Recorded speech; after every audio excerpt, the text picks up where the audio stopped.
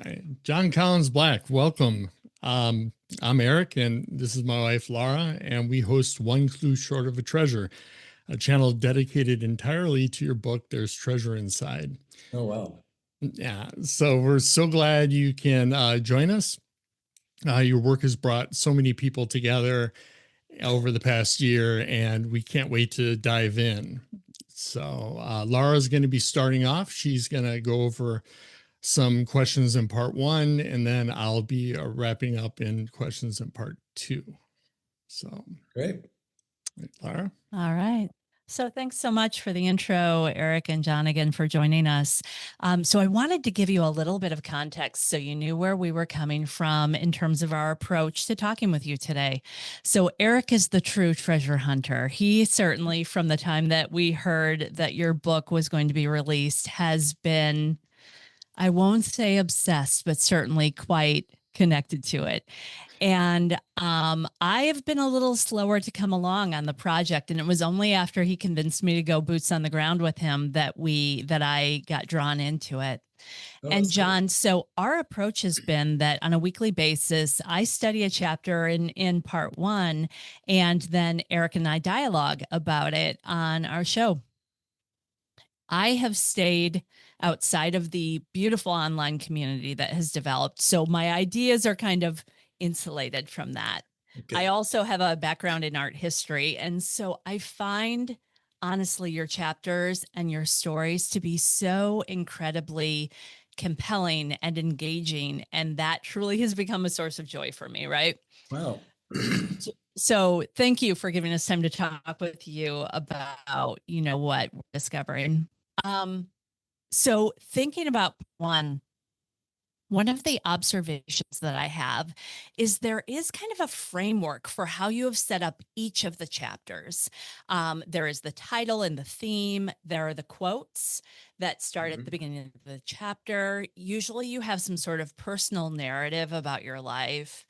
Then we look at the history of the piece or the culture, which I love digging in and kind of researching beyond what you've, outlined for us. And then the imagery of the chapter, the pictures that have been created or included. And so all of this come together to create this beautiful, beautiful book. So my question is, many of us, of course, are reading through this in hopes of discerning the clues. And I would love to hear a bit more because I heard previously about how this process came together for you. Like, which came first, the chicken or the egg? Was it the acquisition of the pieces that led you to, kind of discover where you would hide each of the boxes? Or did you hide the boxes and then use the narratives and all of those components to develop the clues? Like, I would just like to hear about your process. Yeah, that's a great question. I have to go back and think about this because no one's asked me this in quite some time. But there were things happening kind of simultaneously. I think I write about in the book that the acquisition of the items definitely inspired and kind of directed the narrative of the book. Because I was like, how am I going to do all this in one book? I want to create a treasure hunt with clues, but I don't want it to be just puzzles and clues. And I don't want it to be a memoir about myself. And then we started researching, me and my researchers started researching all these items, and I was just blown away by the stories. A lot of things I acquired by instinct. I was like, what would really appeal to me, but I think would also appeal to lots of other people? And what different variety of different items can I get that's going to appeal to lots of different people? And so that was step one. But then step two was like, oh, wow, these stories are so much more amazing than I even thought. This is going to be the driver of the kind of the arc of the book. And then as far as the clues go, like clues were kind of happening throughout the whole process. So there's clues like that are in the book that were like within the first couple of weeks, I was like, oh, I want to do this. And then there were clues that happened like in the last few weeks and so the clues were kind of just happening as I was putting everything together. So the clues weren't specific, really like linear. They kind of just happened throughout. And some of them were inspired by things that I read about, but then other things just kind of bubbled up to the surface And I also tried to do a variety of different types of clues because I know there was a variety of different personalities. I didn't want there just to be one way to get to the treasure or to the larger treasure, even to some of the smaller treasures. I wanted to try to be able to build things in that would appeal to different people. So I don't know if that answers your Yeah. question, but Well, I don't know that it gives me the full level of insight that I need. we probably would need a couple of hours actually to go But into that and to really fully answer your question in the right way.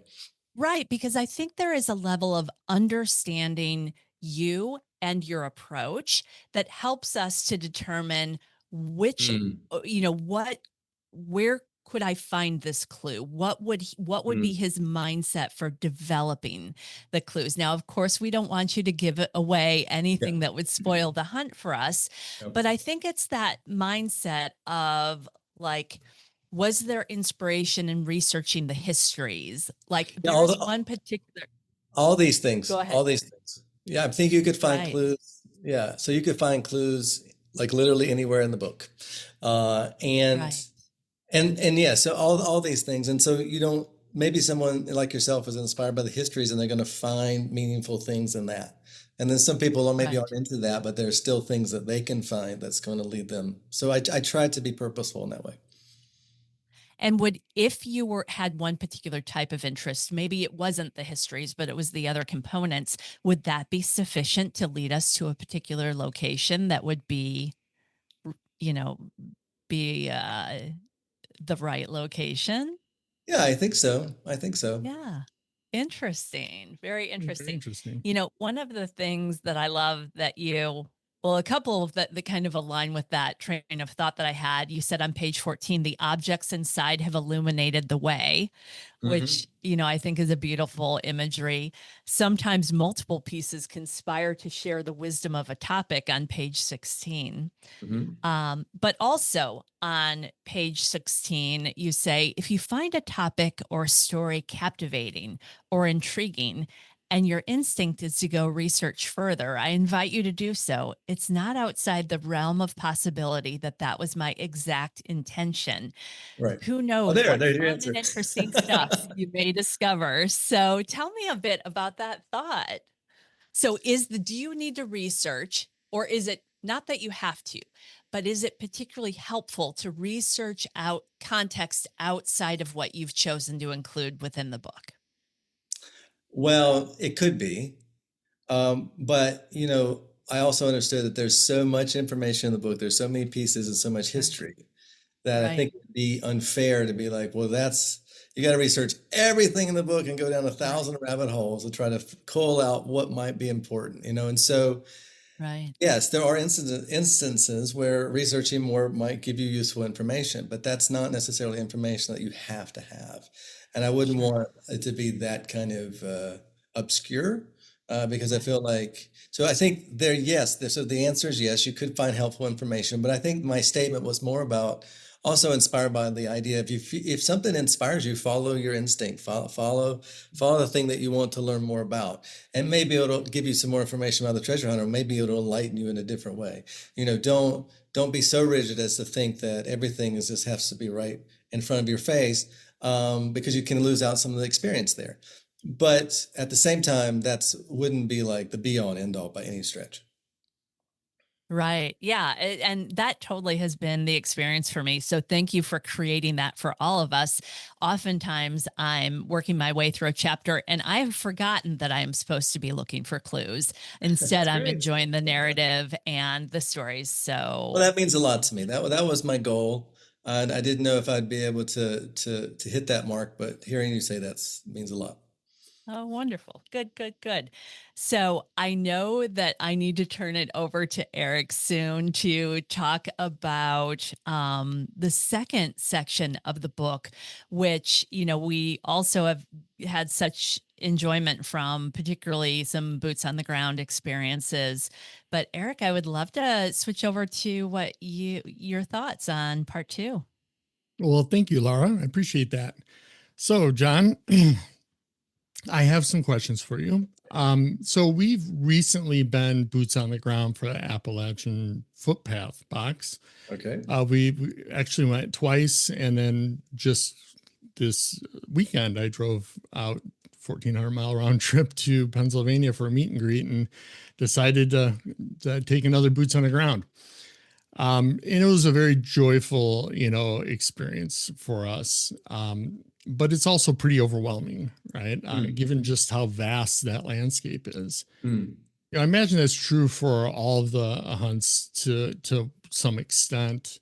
So when following your solve, what kind of thing should prompt a searcher to say, this is the spot? It's time to leave the trail and start grid searching. Are there subtle indicators within the clues themselves, and without giving those clues, of course, that might stand out to someone who is interpreting their solve correctly? Some little, confirmations that will lead them to the right area. Well, I would say about the Appalachian footpath or trail box, on that map that I created, there's a lot of detail. And so, there's probably things on there that kind of fit, your description. Also, that map has 3 distinct ways of finding the treasure. So there's actually three different it offers 3 different ways, so not just one. Yeah, I would pay attention to all the details and think about how they might fit. So yeah, because some of those might matter when you're actually boots on the ground. Okay, that's fair enough. That's good.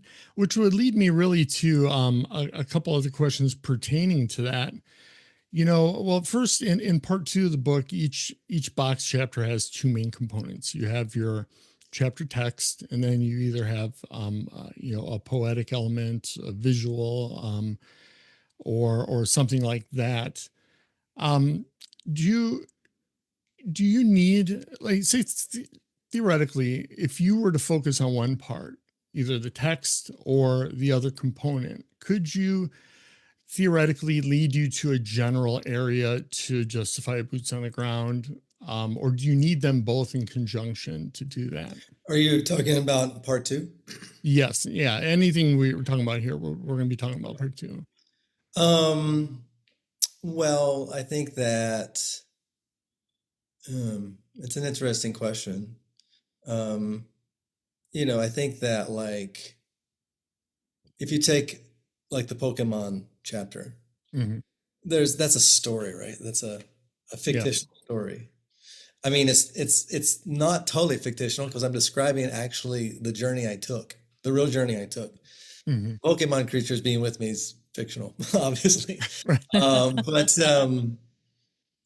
So like that text probably matters, right? Like, because there's not a lot of other puzzles or things in there.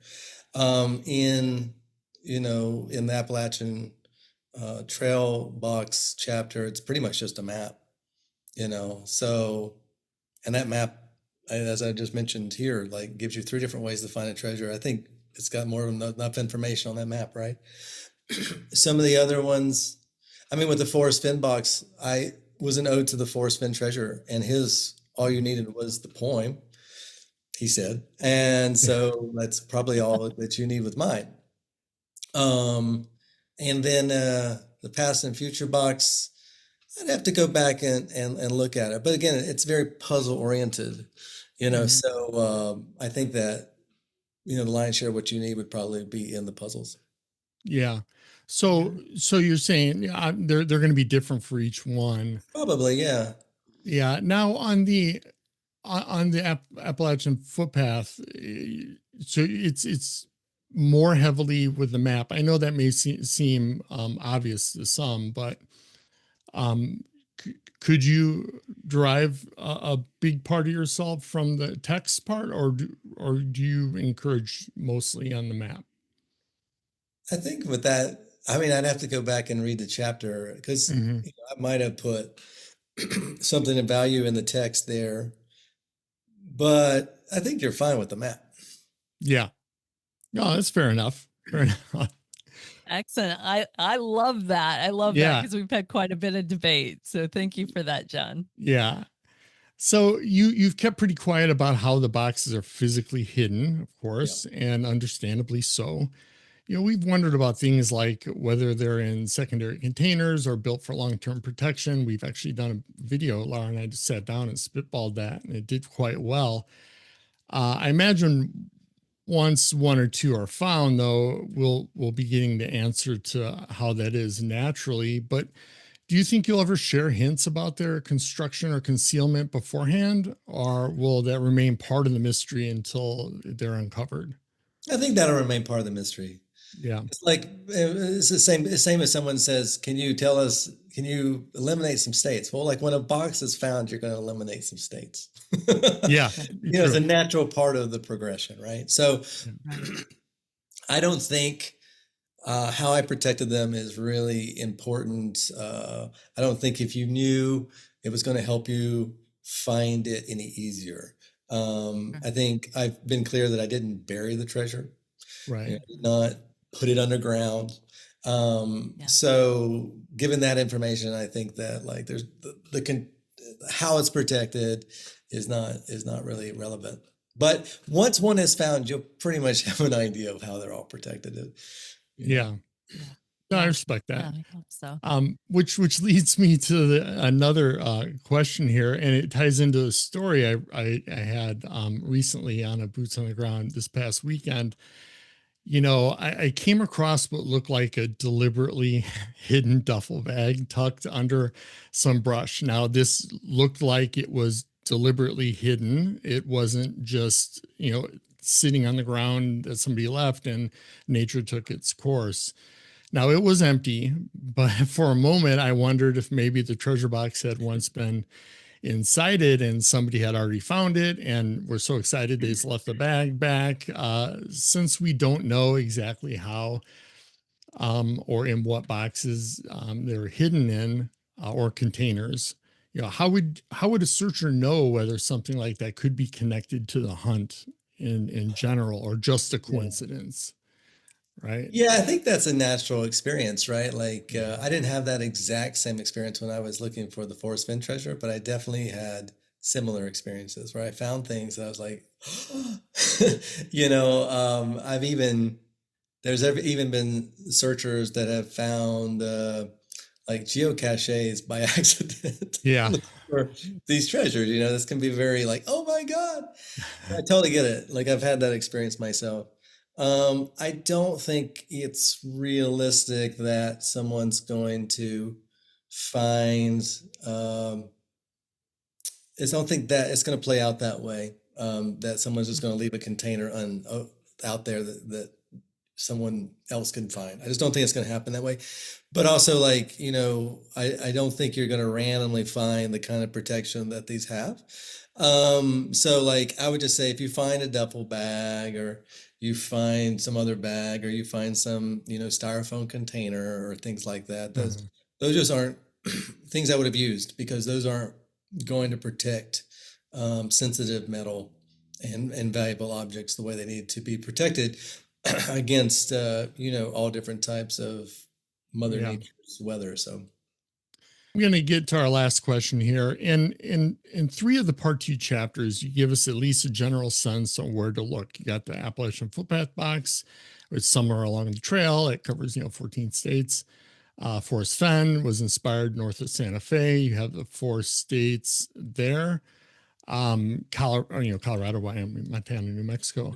And the Pokemon box is follows a route around your trip, Statesville to New Orleans and Houston and back. yep. Now, the past and future box wasn't, we didn't really get anything like that for that. Was that intentional?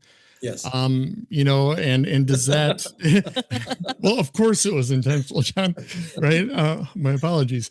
But does that tell us something about the nature of the particular box and how it's meant to be solved? No, I was just careful to give too much location away to all the boxes because if you have too much location on a certain number of boxes, you can kind of narrow down the other boxes, and I didn't want it to become like that. Once some boxes found, it's going to narrow things down. Once a couple of boxes found, it may narrow things down more than people realize today. So I was very careful about trying to give too much information on all the boxes. With the Forrest Fenn box, I wanted to, again, as a homage to him, uh, basically say the 4 states that were in play are in play here. Yeah. And with the trip to Houston, I don't know, I just felt inspired to do it that way.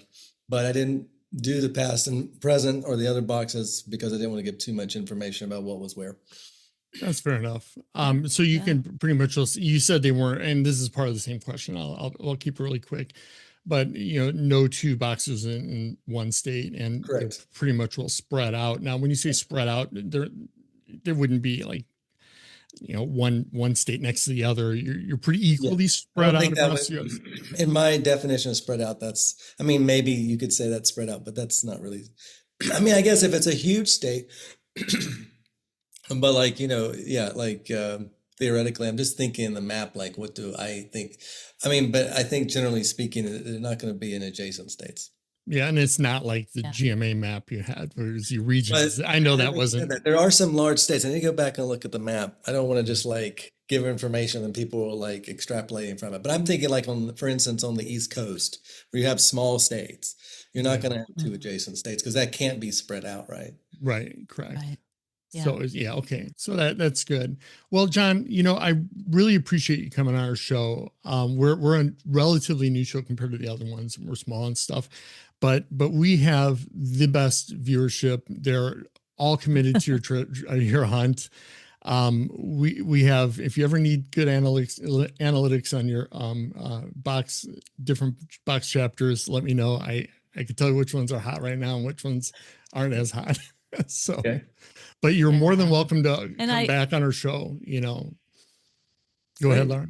Yeah, we would love to have you again sometime, Jon. And I personally just want to thank you for the experience that we have had and that everyone is having out of, this incredible treasure that you've created for us in the book itself, in the opportunities to be out in nature and just enjoying time together. And, for us personally, we've had a quest to be a lot healthier so that we can accomplish all of these things and be out 85 pounds this year. 85 pounds down for that, man, because amazing. we wanted to be able to be out and experience it. Mm-hmm. That's so fantastic. I never thought about weight loss as a good fact. Like I said, this is not going to stop me from going on the trails. But that's fantastic. And I mean, just let me reflect back to you though. Like it's people like you that are writing the story, right? I mean, this is an adventure that I created, but it's not an adventure. It's not like history won't be my book. History will be the experiences and the stories that the searchers and people like yourself, write. And we don't know how this is going to unfold or what the future chapters are going to look like. Yeah. And it's so fun to get a chance to see that. But like, I'm not writing that now, and you guys are. So hats off to you, because you guys are making this work. Yeah, well, I really appreciate that. And we really, again, appreciate you coming on, and you're always welcome to come back on anytime.